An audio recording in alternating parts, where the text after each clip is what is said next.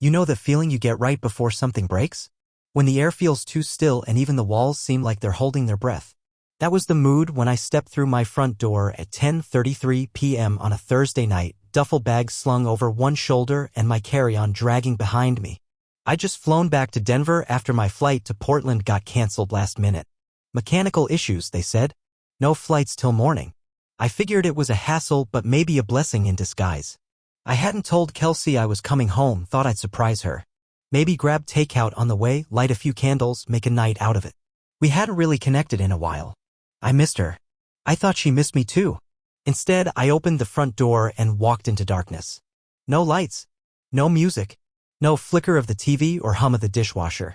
Just cold, quiet air and that weird, hollow silence that hits different when you expected warmth. Her car wasn't in the driveway. Not in the garage either. I checked. I flipped on a light and stood in the living room, just listening. Nothing. I called out her name once. Nothing back. No footsteps upstairs. No clatter in the kitchen. Nothing but the echo of my own voice bouncing off her hardwood floors. I called her cell. It rang 4 times and went to voicemail. I hung up. Sent a text, "Hey, I'm home early. Everything okay?" Read. No response. Another one, "Where are you?" It sat there undelivered. I stared at it like it might start typing back if I waited long enough. I'll be honest, at first I wasn't suspicious. Just confused. Maybe she stepped out for wine or groceries. Maybe she was with Ellie from the boutique, planning one of their late-night displays again. She'd done that before, though it had been a while. But the longer I waited, the more it started to gnaw at me.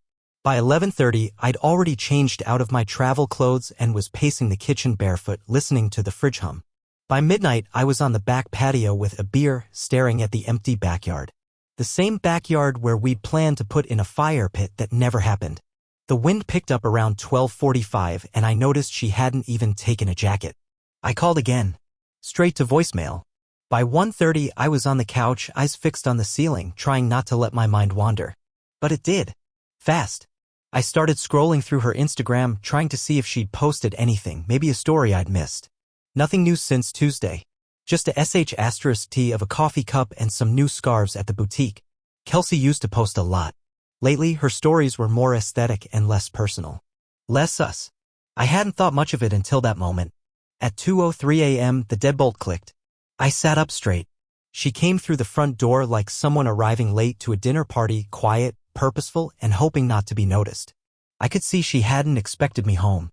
Her eyes widened for a half second before she caught herself and smoothed her face into something neutral. Too neutral. "Ethan," she said. Like she didn't quite believe it. "What are you doing here?" "Flight got canceled," I replied, standing up slowly.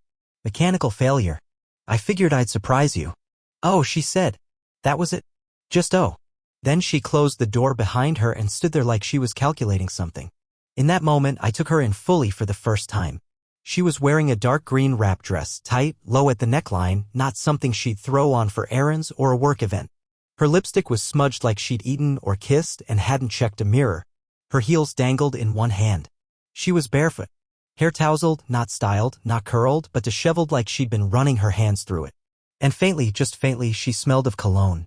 Not perfume. Not anything she'd ever worn. A woody, musky scent I didn't recognize. My stomach turned. I tried not to jump to conclusions. I gave her an out. "Everything all right?" She blinked, slow. "Yeah. Why wouldn't it be? I called you a few times. Texted. Oh. Phone must have been in my bag. The music was really loud where I was." "Where were you?" She was already moving past me, heading toward the stairs. "Out with the girls. One of those boutique launch things Ellie's working on. You know." She waved her hand like that explained everything. But it didn't. "You said that was last week." She paused for half a breath before answering. "They moved it." "I don't know. We stayed out late?" "I'm beat." Then I saw it. A bruise, small but unmistakable, on her left wrist, half hidden beneath a twisted bangle. She noticed me looking and casually pulled her sleeve down. Too casually. "Did something happen?" I asked, voice level. She exhaled like she didn't have the energy. "I bumped into a display table. Totally my fault." "You're sure you're okay?" "I'm fine, Ethan." She said it with this tired finality, like she was done humoring me. Like I was the one prying into something that didn't matter. She walked upstairs without asking me why I was home. "No, did you eat?" "No, do you need anything?" "Not even a glad you're safe." I stood there in the entryway with the porch light still off and my keys still in hand, listening to the sound of her footsteps fade into the bedroom. Then the door clicked shut. No further conversation. No explanation. I stayed downstairs another hour. My mind was racing now, jumping to places I didn't want it to go. I replayed every second of the past few months, trying to remember if I'd missed something. There had been times she came home late and didn't kiss me hello. Times she was on her phone a little too much, too protective of the screen. Nights she said she was tired and slept earlier than usual. The scent of cologne made my skin crawl. Was I overreacting? Was I reading into things? Maybe. Maybe not. At 3 a.m. I finally turned in. But I didn't go upstairs. I slept in the guest room, fully clothed, laying flat on the bed with the ceiling fan spinning slow overhead. I couldn't sleep. Not because of the canceled flight. Not because of jet lag. Because when your gut tells you something's wrong and you ignore it for too long, eventually it starts screaming. And that night, mine was screaming loud enough to drown out everything else. Sleep didn't come easy that night, not that it really came at all. I lay in the guest room with my eyes on the ceiling, the sheets cold and unfamiliar, and my mind working harder than it had in months. Every hour or so, I heard the floor creak upstairs. Kelsey moving around. Probably tossing and turning, maybe texting, maybe doing the same thing I was thinking. But I doubted it. By sunrise, I was already downstairs making coffee, standing at the kitchen counter like a statue while the drip machine hissed and steamed. I didn't drink it. I just needed something to do with my hands. When you love someone for 15 years, married for 10, you don't want to believe they're capable of hurting you. Your brain plays defense for them. It rationalizes, it reframes, it begs for context. But the thing is, your gut always knows before your brain catches up. And mine had been trying to tell me something for a long time. Looking back, the signs weren't just there, they were practically neon. I just hadn't wanted to see them. Or worse, I'd seen them and chosen to believe the best. It started subtle. 6 months ago, maybe longer, Kelsey began spending more time at her boutique. I didn't question it. Business had been picking up and she was always proud of doing things on her own. Vintage is in, she said. She had this energy back then, glowing, purposeful. I supported her. Helped her build the website, stayed late to install shelving. I was proud of her. But then things shifted. She stopped texting me during the day. No more random selfies from the shop floor, no more midday, I miss you messages. Instead, I'd get generic updates, busy day, running behind, talk later. Always short. Always abrupt. At first, I thought she was just overwhelmed. The boutique was growing. She had new inventory, pop-ups, seasonal campaigns. I even encouraged her to hire someone to manage the Instagram, take the load off. That's how Tyler came into the picture, this 20-something freelance photographer with a portfolio full of moody coffee *TS and fashion bloggers twirling in alleys. Seemed harmless. Young. Eager. Too eager, maybe. He started coming around more often. I met him once at a vendor launch. Kelsey introduced him like he was some distant contractor. He gave me this weak handshake, palms dry but limp, like he didn't want to be there. I remember the way Kelsey laughed at something he said when I stepped away to take a call. It was different. Light, but an asterisk, mate. I filed it away, but I didn't dwell. A month later, she bailed on our anniversary dinner. Said there was a delivery error at the shop and she needed to fix it. I ended up eating takeout on the porch. She came home late, flustered, smelled like smoke and clove. The boutique doesn't allow smoking inside. I chalked it up to bad luck. Told myself not to overthink it. But then the browser tab thing happened. I'd walked into her office one night just to ask if she wanted tea and she slammed her laptop shut like a teenager getting caught watching something they shouldn't. Her smile was too wide. Just emails, she said. Work junk. I tried to brush it off, but that little moment stuck with me longer than I expected. Then there were the skipped events. We were invited to Chris and Jen's engagement party. Kelsey said she felt sick. I went alone. An hour in, I saw a tagged photo on someone's story, Kelsey at a downtown bar, laughing with a group I didn't recognize. She said it was just a quick stop for a friend's birthday, that she'd felt better last minute and didn't want to cancel. I wanted to believe her. God help me, I did. But it kept happening. Little cracks in the surface. She started going to meetings that didn't show up on her calendar. Her phone was always face down. Silent. One night, I reached for it to plug it in. She'd fallen asleep on the couch, and the second I touched it, her eyes flew open. Don't, she said. Not angry, just sharp. Almost scared. I didn't ask why. I should have. Around the same time, she became hyper-conscious of her appearance. I mean, she'd always dressed well, she's got style, but this was different. Dresses that showed more skin. New heels. She even started wearing perfume again, the same one she used to wear when we first started dating. Nostalgic, maybe? Or manipulative? I didn't know anymore. The hardest part was realizing how much I'd stopped seeing her. I had buried my head in work. My custom bike company had gone through a huge growth spurt, new clients, a state grant, even talks of expansion. I was logging 12-hour days and then some, coming home too tired to notice the gaps growing between us. I thought we were just in a busy season. I thought love was enough to coast for a while. But love doesn't work like that. Not forever. And now, after last night, I couldn't unsee what I'd seen. The dress. The bruise. The cologne. The silence. I kept playing it over in my head, searching for a version that made sense. Maybe she really had been out with the girls. Maybe someone spilled something on her. Maybe the bruise was just from bumping into something. Maybe. But even the maybes were starting to sound like lies. At around 9 a.m. she came down the stairs like nothing had happened. Hair damp from a shower, wearing an oversized sweater and leggings, her usual lazy Sunday uniform even though it was Friday. She gave me a sleepy smile, the kind you give when you're pretending nothing is wrong. "Hey," she said, opening the fridge. "You made coffee?" "Didn't drink it." She turned, leaning against the counter. "You sleep okay?" "No." She looked at me for a long second, then nodded slowly like she understood and wasn't going to poke the bear. "Rough night," she muttered. I didn't say anything. Just watched her pour a mug and sip it too fast. "I've got a meeting at the store," she said a minute later, already turning to leave. "Inventory mix-up. Shouldn't be long. Do you need help?" She froze halfway to the door, then smiled over her shoulder. "No. Thanks though." And then she was gone. By the time I heard the engine fade down the street, I was already on my phone, opening the family tracking app we downloaded last year when her niece went missing for a day. We kept it installed, mostly as a joke. "So I can stalk you on business trips," she'd said. I never used it. But now? Now I wanted answers. I pulled up her location history. Last night. My stomach dropped. She hadn't been anywhere near her boutique. At 8:42 p.m. her location pinged in Capitol Hill. By 9:17 she was at a hotel in Cherry Creek. Not a chain. A boutique hotel known for live jazz, velvet couches, and room service. She stayed there until just after 1:45 a.m. Then the signal went dark for 15 minutes.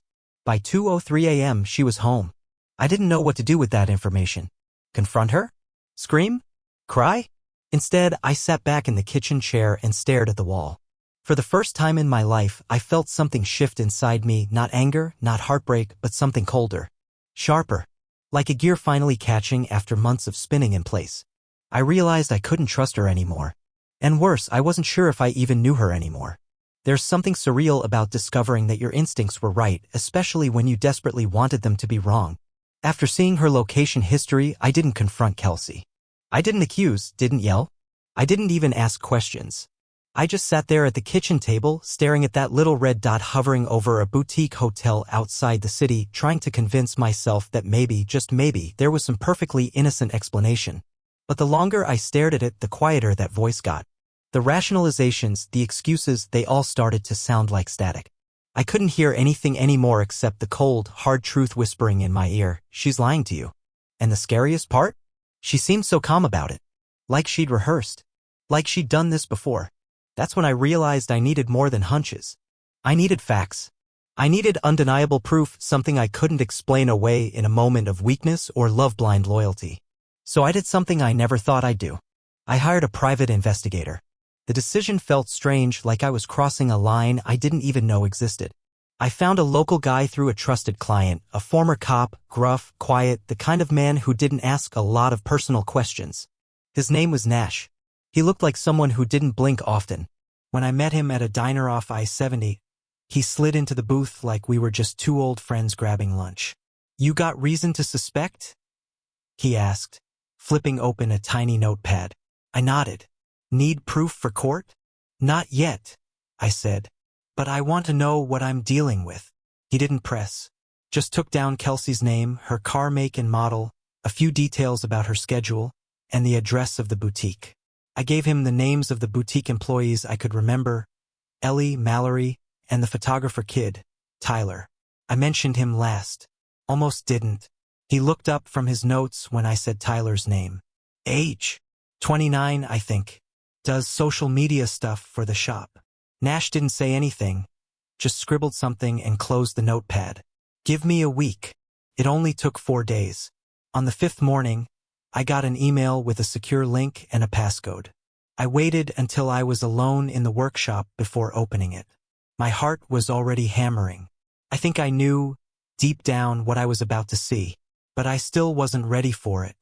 Photos. Dozens of them.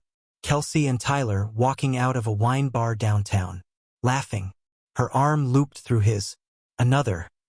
The two of them sitting close in a cafe, heads tilted in, like sharing a secret. A third, them entering that same hotel I'd tracked her to. Room number visible. Time-stamped. Then came the video. Low-res, shaky. Filmed from behind a row of hedges. They were in a parking lot standing by her car. She leaned against the door. He stepped in. They kissed. Not a peck. Not goodbye. A real kiss. Passionate. Familiar. Couldn't breathe.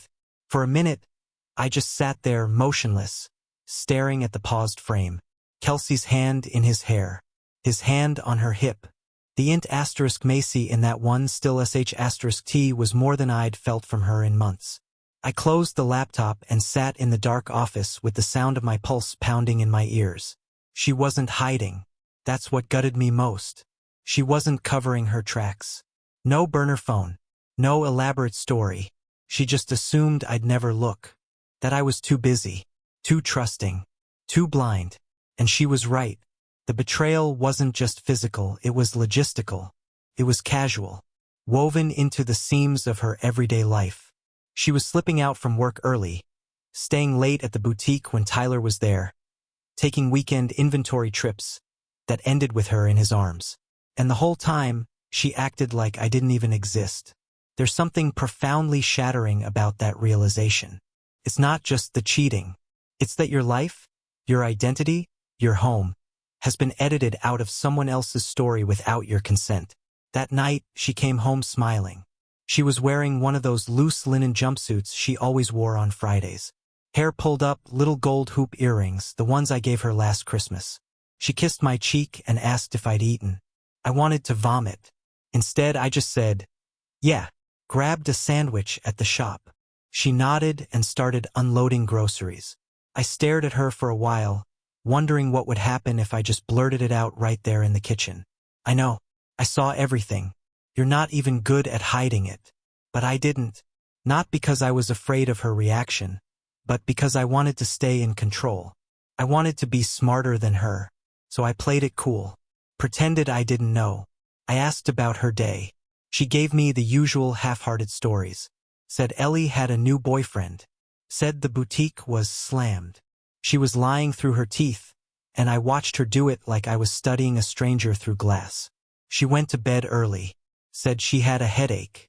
I stayed downstairs and watched the video again. The next few days were mechanical. I worked, kept my head down, nodded when she spoke. I copied files from our shared computer, backed up bank statements, created a hidden drive of all the PI evidence. I changed my passwords, called my attorney, not for divorce yet, just for advice, quietly, strategically. Meanwhile, Kelsey kept acting like nothing had changed, which I guess for her it hadn't. She was still juggling 2 lives, still pretending to be the supportive wife while sneaking off for hotel lobbies and candlelit dinners with someone who had probably never seen her without makeup. The irony? She still smiled at me sometimes like we were solid, like she loved me, but I'd seen her real smile, the one she gave Tyler in those photos, and I realized how long it had been since she smiled at me that way. One morning, I stopped by the boutique unannounced. She looked startled but covered it quickly. Said she was just between clients. Tyler wasn't there. I asked if she wanted to grab lunch. Can't, she said. Huge shipment coming. I nodded and looked around. The store felt different, colder. There were new display cases, expensive-looking fixtures that I hadn't seen the receipts for. And her laptop was open behind the register. When she saw me glance toward it, she moved fast to close the screen. Inventory, she said, smiling too fast. Lots of numbers. Boring stuff. I smiled back. I love numbers. She didn't laugh. When I left, I texted Nash, keep going. Something's not adding up on the business side. He replied a few minutes later, already on it. That night, I sat in my office again, staring at a wall I'd looked at 1,000 times. It held our wedding photo, a framed copy of our boutique launch article, a signed thank you letter from Kelsey for helping her chase her dream. I pulled them all down, gently, and put them in a drawer, because dreams built on lies eventually collapse. And I was already planning where the rubble would fall. You'd think finding out your wife's cheating on you would flip a switch, yelling, broken dishes, packed bags. But when it really happens, it's quieter than you expect. It's not an explosion. It's a shift. A slow roll of thunder in your gut that never quite goes away. That was the state I lived in for the next 2 weeks, hyper-aware yet oddly calm. I'd already seen the proof: photos, videos, timestamped locations. Kelsey was cheating. And she wasn't even careful. That's what chilled me the most. She wasn't worried. Which told me something I hadn't let myself consider before. She didn't think I was a threat. And that meant she'd stopped respecting me. So I stopped playing the role she cast me in. I wasn't going to lose my mind. I wasn't going to confront her in some dramatic, teary showdown. That's what she'd expect. That's what she was probably preparing for. Maybe she figured I'd find out eventually and she'd win the sympathy war, tell friends I got aggressive, that I couldn't handle it like an adult. So I gave her the exact opposite. I got quiet, intentional, surgical. I began at home. First, I made copies of everything: joint accounts, retirement funds, credit cards, insurance policies. I downloaded 6 years of bank statements and backed them up on a hidden drive. I flagged any strange purchases, hotel charges, boutique supply vendors I didn't recognize, sudden increases in cash withdrawals. A few names stood out: payments made to a consultant I'd never met. I forwarded everything to a forensic accountant my lawyer recommended. Next, I got our business in order. The bicycle company I founded a decade ago, Brooks Cycle Works, had grown into a full-on brand. We designed custom frames, partnered with competitive cyclists, even supplied a few state teams. It had taken blood and grit to get it there. And while Kelsey never touched the business directly, we'd used some shared funds in the early days. Just enough that she could claim interest if this went legal. So I locked it all down. I changed internal admin privileges, removed her name from vendor contacts, replaced shared access points with encrypted credentials. I even restructured the company's filing entity, quietly shifting the ownership percentages under my name, routed through a new trust. I had every contract reviewed, set meetings with auditors. I spent 3 straight nights updating passwords and 2-step verifications on every system I owned. I removed her as beneficiary on my life insurance policy. I wasn't playing defense anymore. I was fortifying. At home, I said little. I still kissed her goodnight, still asked about her day, still made coffee in the morning. But beneath all of it was a quiet knowing, a resolve that built itself brick by brick with every fake smile she gave me. She thought she was winning, but she didn't know the war had started. One Thursday night, Kelsey came into the garage while I was tuning up a custom bike. She leaned on the doorway, watching me like she used to. Only now it felt different, like she was studying me. "You've been quiet lately," she said. I didn't look up. "Busy? Work?" Something like that. She was fishing. I could hear it in her voice. She could feel the shift even if she didn't understand it. She stepped in closer. "You okay?" I wiped my hands with a rag and finally met her eyes. "Why wouldn't I be?" She smiled a little too quickly. "I don't know. Just feels like we haven't really connected lately." "Been saying that for a while," I replied, my voice even. She tilted her head. "You mad at me or something?" I gave her a half smile. "Would it matter?" That landed. I saw it in her posture.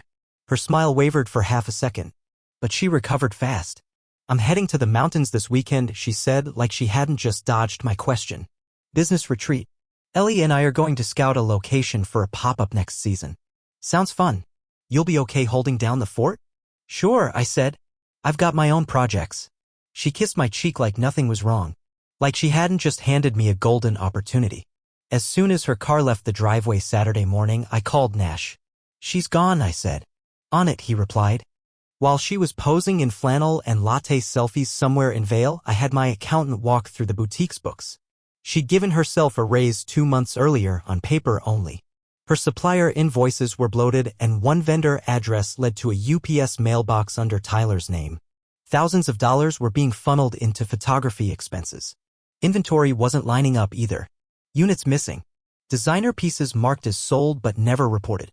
I cross-referenced the records with shipping manifests. More discrepancies. I didn't even feel angry. Just focused. I met with Ellie, the boutique's floor manager, under the guise of reviewing the brand's future.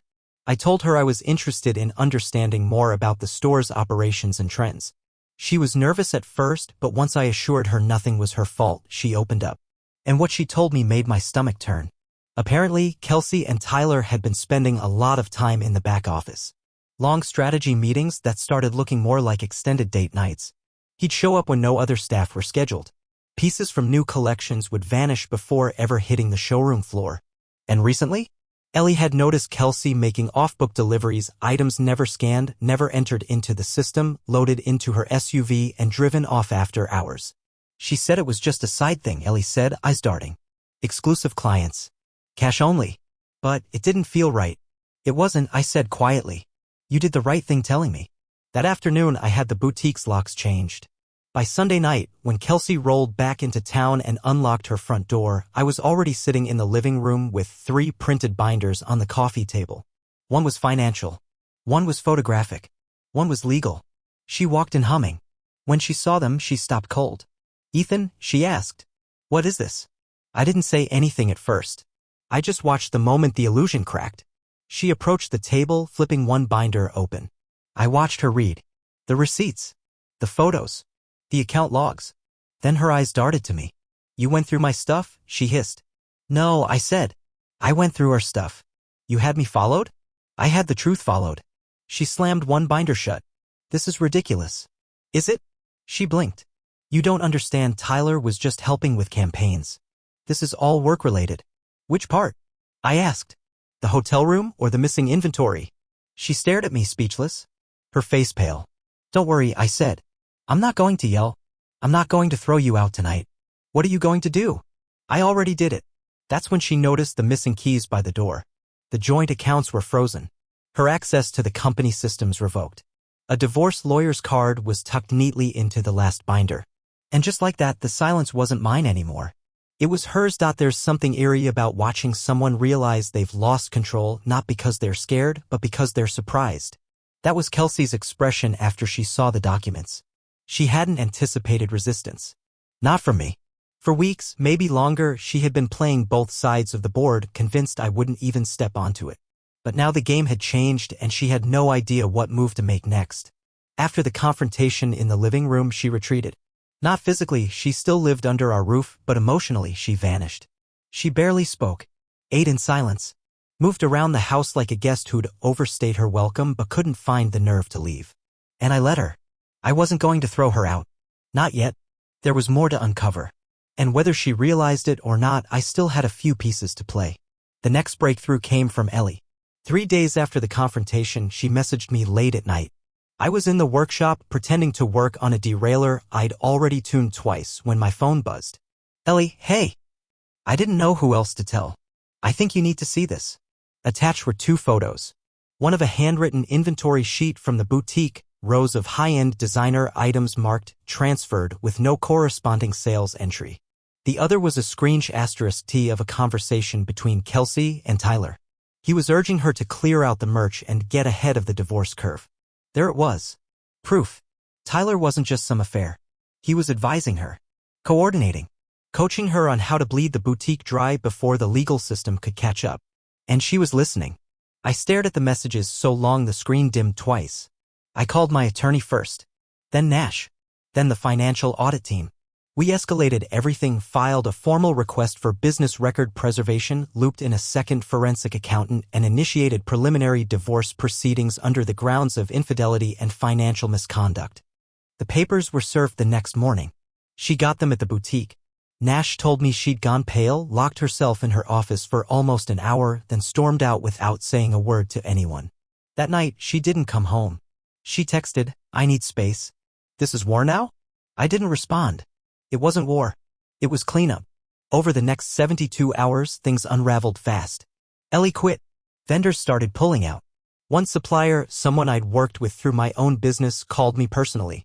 Said they'd heard whispers that Kelsey was moving inventory off the books, violating exclusivity agreements, possibly using the boutique to launder personal expenses. I told him I'd look into it, but he already knew. We're cutting ties, he said. Too much risk. And just like that, the walls started caving in. Kelsey returned home 4 days after receiving the papers. I was in the kitchen when she came in. She looked different, less polished. She wasn't wearing makeup. Her clothes were wrinkled, her hair pulled into a rushed bun. She set her bag down and leaned against the counter like she didn't have the energy to stand on her own. "So, this is happening," she said. I nodded. "It is." She stared at the floor. "You really went through everything." "I had to." Her voice was quiet. "You blindsided me. You were already stabbing me in the back. I just turned around." She let out a sharp breath somewhere between a laugh and a scoff. "You're not who I thought you were." "No," I agreed. "I'm who I had to become." She rubbed her eyes and finally looked at me. "I didn't think you'd fight me like this." "That's obvious." "I wasn't trying to destroy you, Ethan." I stared at her. "You emptied accounts. You lied to my face. You brought him into our life." Her eyes glistened, but I didn't care. "Tyler said it wouldn't get messy," she muttered. "Tyler doesn't know me." She sat down at the table like her legs couldn't carry the weight anymore. "I just wanted to start over," she said. "The boutique was supposed to be my thing. My escape. And Tyler, he was—" "What?" I asked. "A way to forget me?" She hesitated. "A distraction. From feeling like I didn't matter anymore." "You mattered," I said. "You just stopped caring if I did." She didn't argue. The next few days were chaotic. My lawyer filed for full control of all joint assets pending financial review. The boutique was temporarily shuttered under audit. I notified vendors, informed our accountant to track all historical transfers, and began the process of splitting what was once our shared life into clean, protected lines. Kelsey pushed back at first, called the proceedings aggressive, accused me of acting like a corporation instead of a husband. But after a warning letter from the IRS regarding her undeclared side sales, her tone shifted. Fast. The audit had found enough discrepancies to trigger a formal review. Tyler's name popped up multiple times under vendor aliases, promotional invoices, and consulting fees for absurd amounts. I sent the findings to her attorney. Within 24 hours, she dropped her claim to the boutique's ownership. In exchange, she wanted the house and partial savings. I gave her both.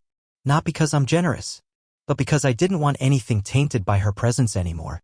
The boutique went dark 2 weeks later. The signage came down. The Instagram was deleted. Ellie found a job at another design house, and I wrote her a letter of recommendation that probably read more like a thank you note. Tyler? Vanished. No social media. No forwarding address. Last seen cleaning out his tiny studio apartment 2 cities over.